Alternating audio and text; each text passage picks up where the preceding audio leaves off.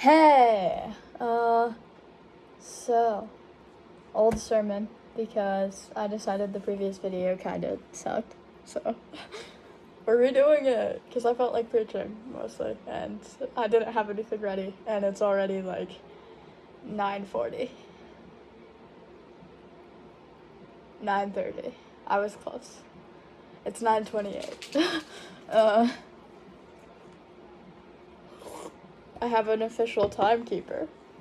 Feels so professional. She says yes. It is my little sister. I have an audience today. She's staring at me like I've offended her. I don't know what I said. Now she's laughing at me. Anyways, enough about her. Sermon's not about little sisters. The sermon's about Psalm 6. This is the first sermon I ever preached on here. So, we're gonna fix it, because it's okay. Like, I've wrote worse. Like, the first sermon I ever wrote sucked. Didn't even have a personal connection, because it was about sheep. I don't know about you, but sheep aren't that great. I don't know anything about sheep. The sheep were fun to doodle. Weren't fun to talk about, but that was the assignment. I did it. It sucked. This is a little bit better than that, but it needed fixed, so we're gonna fix it on live camera. So if I take a long pause, assume I'm fixing something. I'm not brain dead, I swear. I'm back to Mountain Dew. I had several people point this out today. I gave up on lemonade. We're back to Mountain Dew, yes. I don't know why you'd care, but if you do, you know now. I'm still being stared at. It's making me uncomfortable. So anyways, away from me. Feels like COVID. Psalm 6. I just had away from me mimed at me. I think she wants me to shut up and go away. That's not gonna happen. She says, yeah. Sorry, my friend. That's not happening. The people need to hear the gospel from Psalm 6, which is,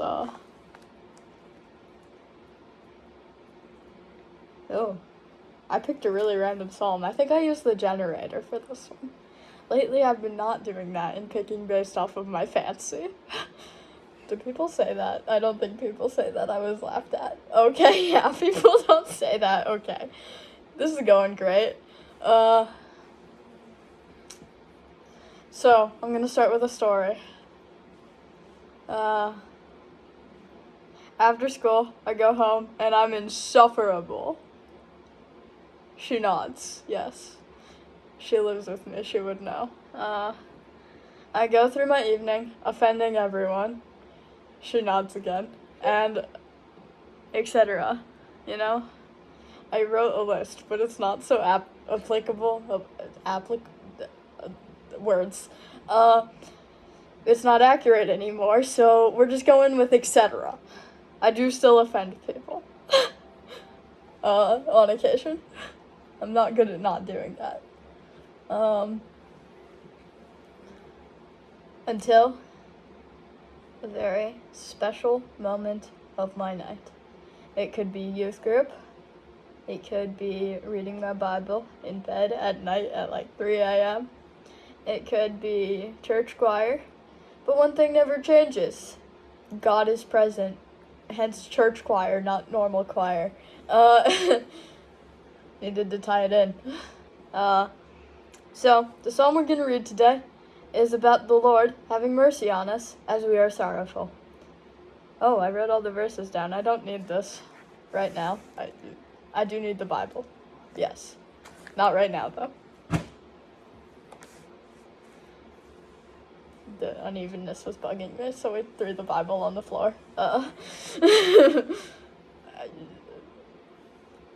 I feel like I should repent for that. So, verse 1 says, Lord, do not rebuke me in your anger or discipline me in your wrath. God has a right to punish us, for we have broken his laws. Yet, God hears our cries and does not punish those who accept him as Lord and Savior over their lives. Our sinful nature causes us to break the law of God, and that's bad. God could be very mad at us, and rightfully so. We can all agree that. But God's grace and goodness causes him to, rather than just getting mad, he sent Jesus. Now I have 2 audience members. I feel so popular. They clapped. I guess they agree. She's shaking her head now. And I can only see it from my peripheral because I'm staring at the camera.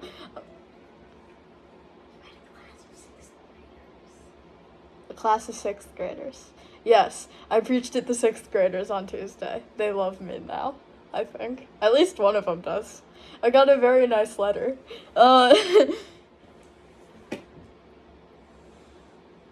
Someone chucked hot chili at me.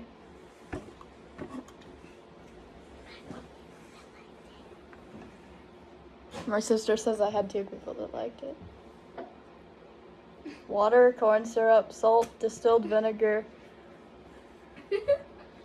ketchup! I don't care, you're reachable. I'm being away from me. Okay, sorry about that. Anyways, verse 2 reads, "Have mercy on me, Lord, for I am faint."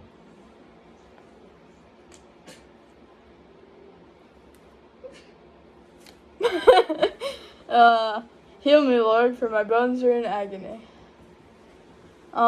So, faint means lacking in clarity, conviction, or force.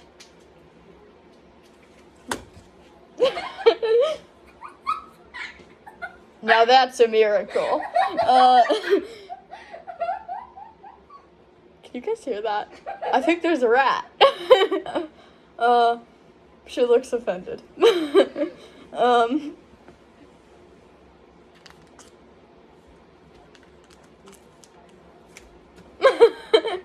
I hit her.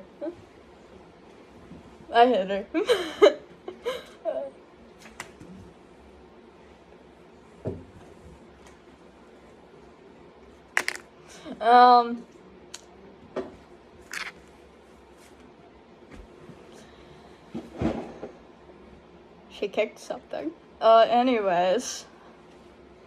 If we are lacking in conviction, we shouldn't sit back and wait for it to right itself. Call out to God and ask for mercy from your shaky state.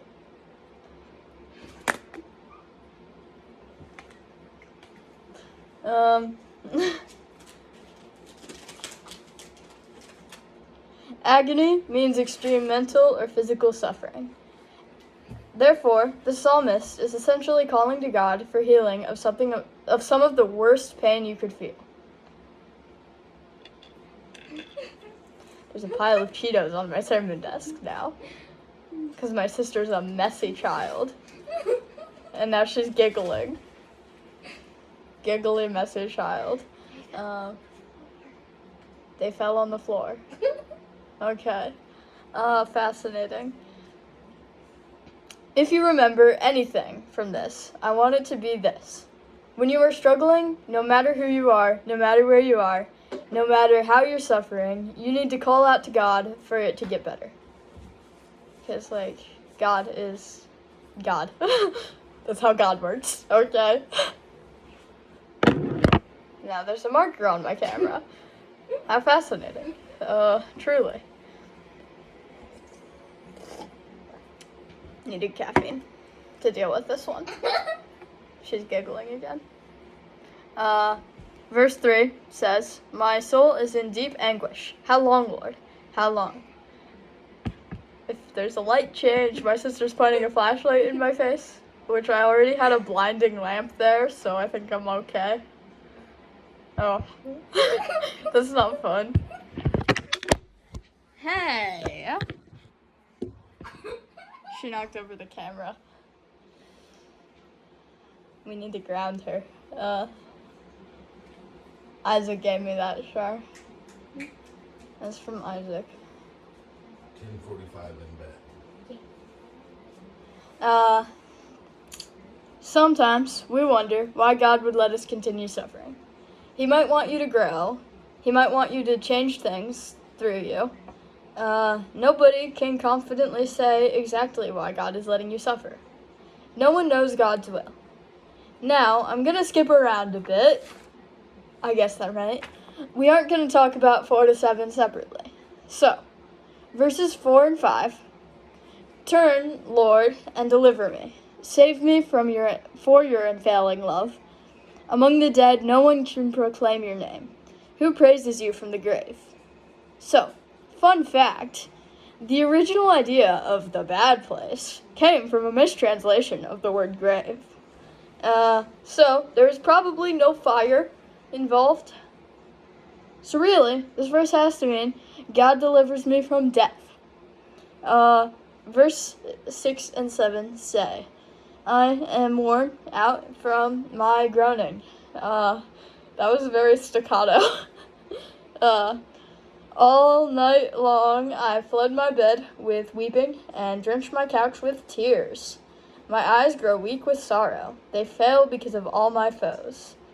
This guy is clearly struggling to get through life without God's help. Honestly, all I can think here is cross country. But I talk about that plenty, so we can skip this one. We're not going to skip this one. That's a lie. I'm going to talk about it because I don't talk about it a lot. I am a liar. So, cross country. Trying to figure out where I was going here. In cross country, we run for a really long time, if you didn't notice. That's the idea of running cross country. Nobody likes it. We're all there for the free milk at the end.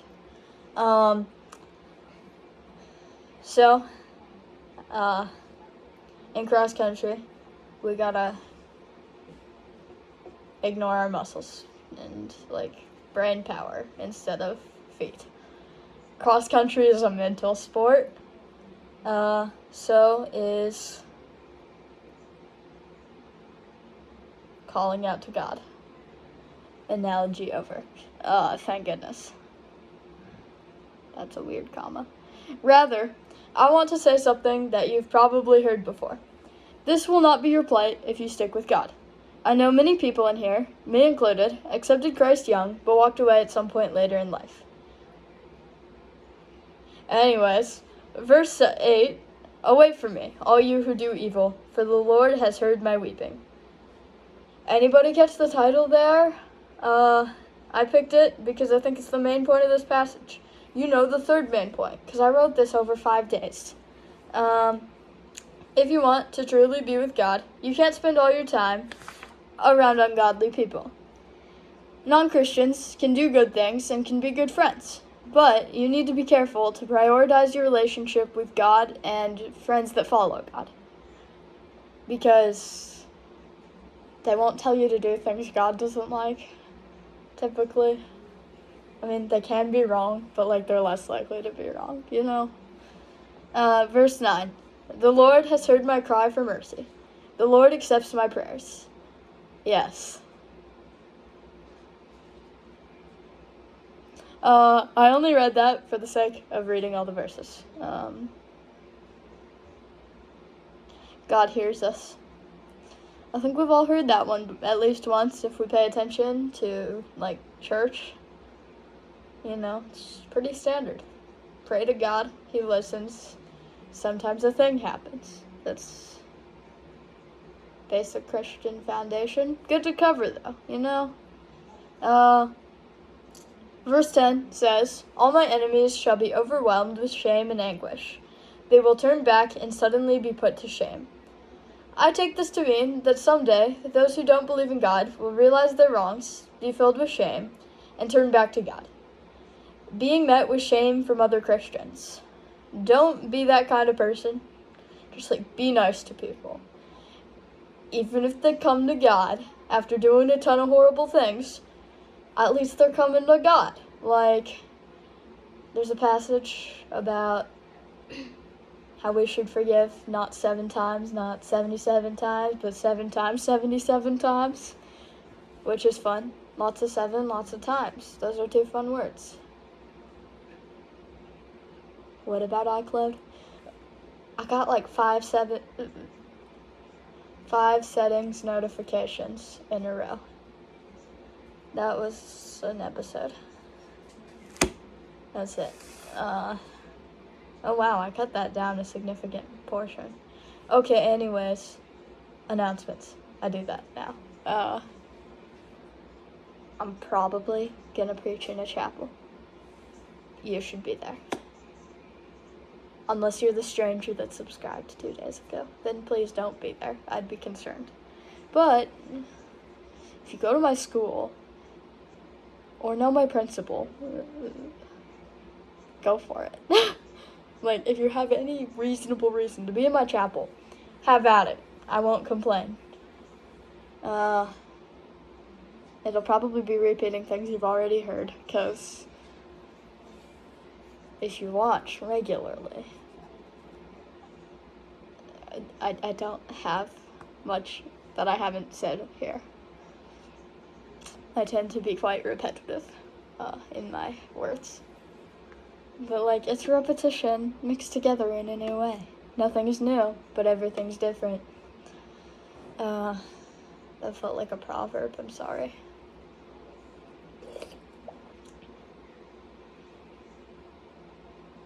I was confused. I forgot I had color filters on. Everything looked weird. So, anyways, next week's Easter Ignition at New Hope. You should all go, please, I beg of you. I try to invite people. They ignore me. But I've been informed that it's quite lovely by Ellie, who already goes there. But shout out to Ellie, because Ellie's great.